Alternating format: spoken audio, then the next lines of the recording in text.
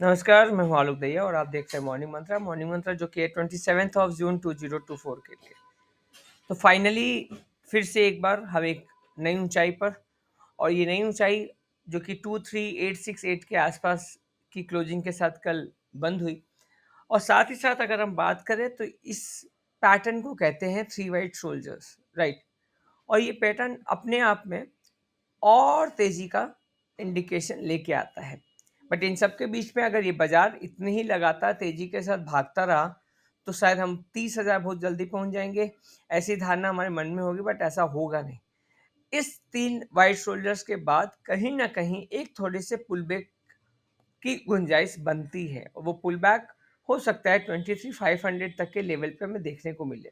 देखिए, इस जगह पर अगर हम सिर्फ चार्ट के अलावा बाकी चीज़ों पे भी ध्यान दें तो वहाँ पर एक बड़ा फैक्टर निकल के आएगा। वो है जो कुछ महीने पहले भी था, पॉपअप, बजट पॉपअप। कि बजट को लेकर कुछ इंडस्ट्रीज से उम्मीदें होंगी और उसी इंडस्ट्रीज या सेक्टर्स के स्टॉक्स में हम पॉपअप देखेंगे कि अब ये भागा तो कभी वो भागा। इसी कारण से हम बार-बार जब भी बजट का टाइम होता है, हम पोर्टफोलियो रिबैलेंसिंग की सलाह देते हैं। उसके पीछे का लॉजिक यही है कि आप पोर्टफोलियो रिबैलेंसिंग इसलिए करिए क्योंकि बहुत सारे सेक्टर्स हैं जो बजट की उम्मीदों के ऊपर भी अ, काम कर जा रहे हैं। उस उम्मीदों के कारण से उनमें एक अच्छी मूवमेंट्स देखने को मिल रहे हैं। तो आपको ध्यान रखना होगा, आपको पोर्टफोलियो रिबैलेंसिंग देखना होगा। बाजार न्यू टेरिटरी में एंटर कर चुका है, न्यू हाई पे है। हम कई महीनों से इसी अवस्था में है।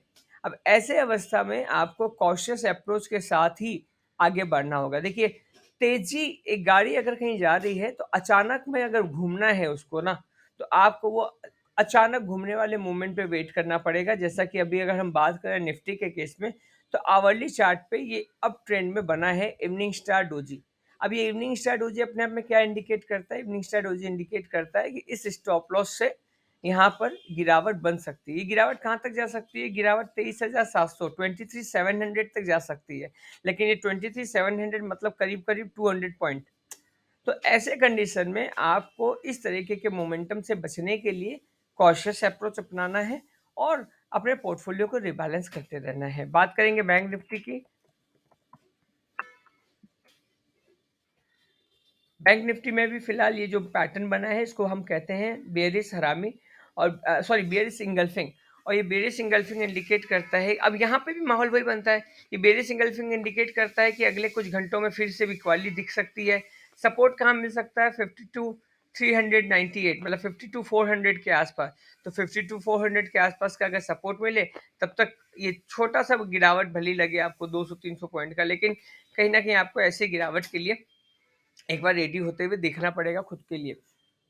तो पोर्टफोलियो रीबैलेंसिंग और थोड़ा सा कॉशियस अप्रोच बाजार को फिलहाल इसी दो रवैये से आप मैनेज कर सकते हैं। Thank you, thanks a lot and have a great day.